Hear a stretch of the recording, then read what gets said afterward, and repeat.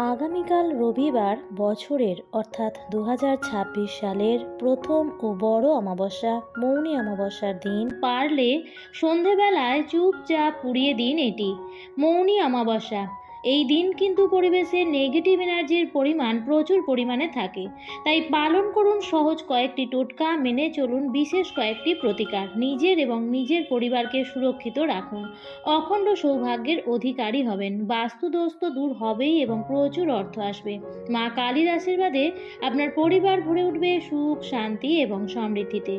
নমস্কার বন্ধুরা, ভক্তিমূলক কথা চ্যানেলে জানাই আপনাদের সকলকে স্বাগত।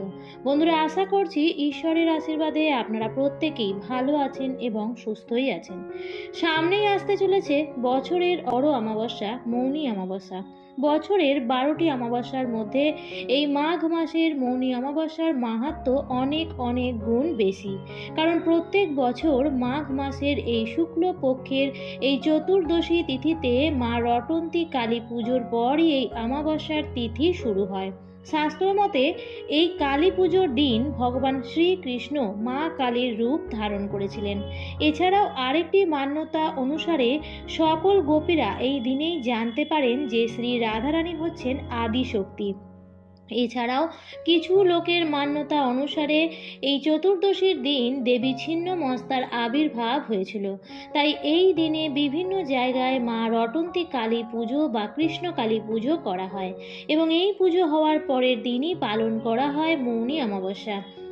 আজকের ভিডিওতে আমি আপনাদের সঙ্গে শেয়ার করব এই বছর প্রথম অমাবস্যার তিথি কখন পড়েছে, পঞ্জিকা অনুসারে তার পূর্ণাঙ্গ সময়সূচি, এবং এই দিন সন্ধেবেলায় পারলে চুপচাপ পুড়িয়ে দিন এটি। ঘরের সমস্ত বাস্তু দোষ দূর হবে এবং অর্থ আগমনের পথও সুগম হবে।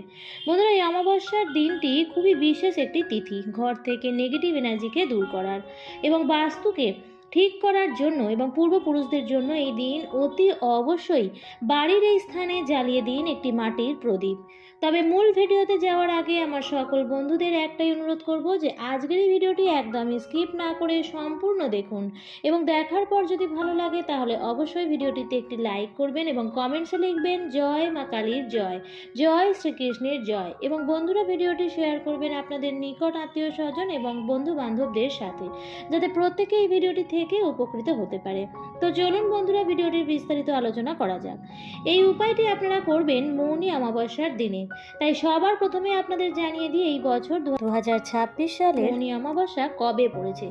17 জানুয়ারি 3রা মাঘ শনিবার রাত্রি 12:14 থেকে এবং এই অমাবস্যা তিথি সমাপ্ত হবে 18 জানুয়ারি 4ঠা মাঘ রবিবার রাত্রি 1:31। অর্থাৎ এই পরিস্থিতিতে উদয়া তিথি অনুযায়ী 14 জানুয়ারি 4ঠা মাঘ রবিবার নিশি পালন এবং ব্রত উপবাস রয়েছে।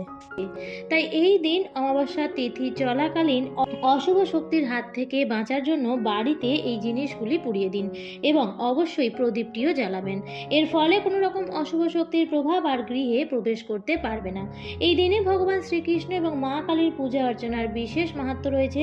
স্কন্দ পুরাণ অনুযায়ী মৌনী অমাবস্যার দিন যারা নদীতে স্নান করে বা সামান্য কিছু যারা এই দিনে দান করে বা স্নানের জলে সামান্য কালো তিল মিশিয়ে যারা স্নান করে তাদের দুর্ভাগ্য কাটে। মৌনী অমাবস্যার দিনে সূর্যাস্তের পরে অর্থাৎ প্রদোষকালের সময় পূর্বপুরুষদের জন্য প্রদীপ জ্বালানো শুভ বলে মনে করা হয়। এই দিন সূর্যাস্তের সময় হবে বিকেল 5:58 আর সূর্যাস্তের পরেই পূর্বপুরুষদের জন্য প্রদীপ জ্বালানো উচিত। প্রথমে একটি মাটির প্রদীপকে ভালোভাবে ধুয়ে নেবেন জল দিয়ে এবং তারপর সেটি শুকিয়ে নেবেন এবং তারপর সেই মাটির প্রদীপের মধ্যে সর্ষের তেল ভরে তাতে একটি বাতি অর্থাৎ সলতে দিয়ে দেবেন এবং তারপরে পূর্বপুরুষদের স্মরণ করে বাড়ির সদর দরজার বাইরে এটি প্রজ্বলন করবেন। তবে মনে রাখবেন এই প্রদীপটি দক্ষিণ দিকে রাখা উচিত, কারণ দক্ষিণ দিকটিকে পূর্বপুরুষদের দিক বলে মনে করা হয়। সারা রাত সেই প্রদীপটিকে সেভাবেই জ্বলতে দেবেন। কেউ কেউ আবার এই প্রদীপে তিলের তেলও ব্যবহার করে থাকেন। যদি বাড়িতে পূর্বপুরুষদের ছবি থাকে তাহলে সেখানেও প্রদীপ জ্বালানো শুভ। এবার আপনাদের জানিয়ে দিই বন্ধুরা, আপনারা যে উপায়টি করবেন সেটি আপনারা কখন করবেন এবং কিভাবে উপায়টি করবেন। বন্ধুরা, এই দিন বাড়ি ঘরদোর অত্যন্ত পরিষ্কার পরিচ্ছন্ন রাখবেন, কারণ ঘর বাড়ি পরিষ্কার পরিচ্ছন্ন থাকলেই পজিটিভ শক্তির সঞ্চার হয় এবং এই দিন সংসারের মঙ্গল কামনায় মা কালী এবং শ্রীকৃষ্ণের পূজা অর্চনা অর্চনা করতে কিন্তু একদমই ভুলবেন না। এই দিন সকালবেলায় স্নান সেরে শুদ্ধ বস্ত্র পরে যখন ঠাকুর ঘরে নিত্য পুজো দিতে যাবেন তখনই এই সামগ্রীগুলি জোগাড় করে নেবেন। বন্ধুরা, এই দিন গঙ্গা স্নান করলে নরক দর্শনের হাত থেকে মুক্তি পাওয়া যায়। তবে বন্ধুরা, সবার পক্ষে তো আর গঙ্গা স্নান করা সম্ভব নয়, তাই এই দিন আপনারা আপনাদের ঘরেই স্নান করুন এবং স্নানের জলে সামান্য পরিমাণে কালো তিল এবং সৈন্ধব লবণ মিশিয়ে অবশ্যই স্নান করুন। এবং এই দিন স্নানের আগেই ঘর বাড়ি ভালোভাবে পরিষ্কার পরিচ্ছন্ন করে নেবেন এবং ঘর মোছার জলে 1 চামচ পরিমাণ সৈন্ধব লবণ মিশিয়ে সেই জল দিয়ে ঘর মুছবেন। এবং যেহেতু স্নানের আগেই ঘর বাড়ি পরিষ্কার পরিচ্ছন্ন হয়ে যাচ্ছে, তাই স্নানের পর অবশ্যই গোটা ঘরে গঙ্গার জল ছিটিয়ে দেবেন।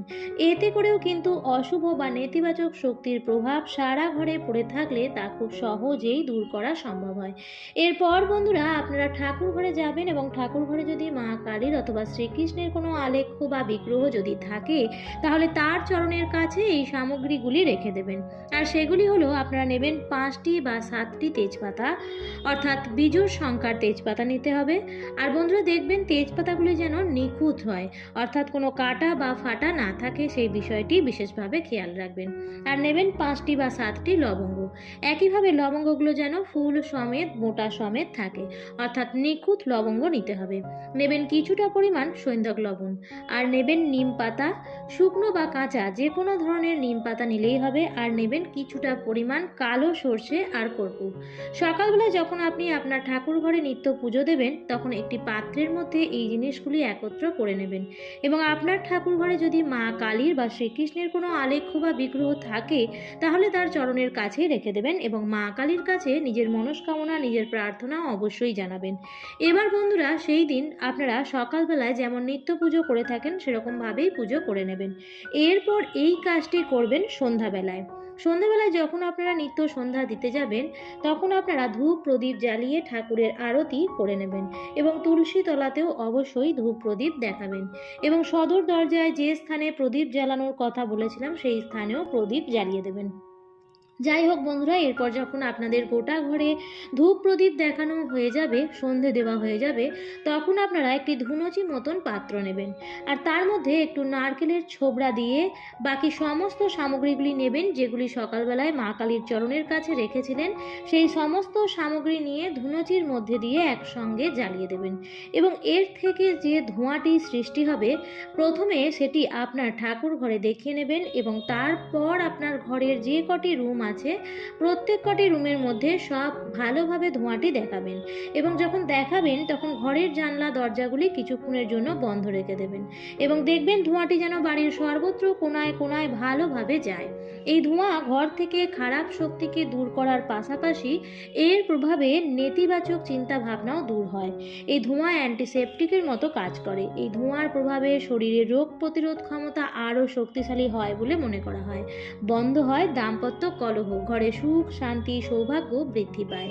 যাই হোক বন্ধুরা, এরপর কিছুক্ষণ ধোঁয়াটি ঘরে থাকার পর সবার প্রথমেই আপনারা আপনাদের ঘরের মুখ্য দরজাটি খুলে দেবেন এবং তারপর একে একে সমস্ত জানালা দরজা খুলে দেবেন। এছাড়াও বন্ধুরা, পরিবারের কোনো ব্যক্তির ওপর যদি কোনো রকম নজর দোষ লেগে থাকে, তাহলে 1 মুঠো কালো সর্ষে এবং 5টি শুকনো লঙ্কা নিয়ে সেই ব্যক্তির উপর অ্যান্টি ক্লকওয়াইজ 7 বার ঘুরিয়ে আগুনে পুড়িয়ে দিন। অনেক সময় দেখবেন বাচ্চাদের হয়তো কোথাও নিয়ে যাওয়া হলো এবং তারপর ঘরে আসার পর তারা দেখবেন কান্নাকাটি করছে অথবা তারা কিছু খেতে চাইছে না বা হঠাৎ করেই তাদের শরীর খারাপ হয়ে যাচ্ছে, তাহলে এই উপায়টি করে দেখবেন সমস্ত অশুভ নজর কেটে যাবে। এছাড়াও আরও ভালো ফল পাওয়ার জন্য এই উপায়টি পরপর 5টি বা 7টি মঙ্গলবার এবং শনিবার করতে পারেন। দেখবেন ঘর থেকে সমস্ত ধরনের নেগেটিভ এনার্জি দূর হয়ে গেছে এবং ঘরে সর্বদাই পজিটিভ এনার্জি, অর্থাৎ সবার মনেই পজিটিভ চিন্তা ভাবনা কাজ করবে এবং অর্থ আগমনের পথও প্রশস্ত হবে। বাড়িতে যদি কোনো অসুস্থ ব্যক্তি থাকে, দেখবেন সেও ধীরে ধীরে সুস্থ অনুভব করছে। বন্ধুরা, এই উপায়টি মনে ভক্তি ও বিশ্বাস রেখে সঠিকভাবে পালন করুন, সুফল আপনারা অবশ্যই পাবেন। আমার আজকের ভিডিওটি এই পর্যন্তই। ভিডিওটি দেখে যদি ভালো লাগে তাহলে অবশ্যই লাইক কমেন্ট এবং শেয়ার করতে ভুলবেন না এবং এই ধরনের আরও ভিডিও পেতে বা চ্যানেলে যদি নতুন হয়ে থাকেন তাহলে অবশ্যই চ্যানেলটিকে সাবস্ক্রাইব করে পাশে থাকা বেল আইকনটির অল লেখাটিতে ক্লিক করে দেবেন। আবারও দেখা হবে পরবর্তী নতুন কোনো ভিডিওতে। ভালো থাকবেন, সুস্থ থাকবেন, ধন্যবাদ।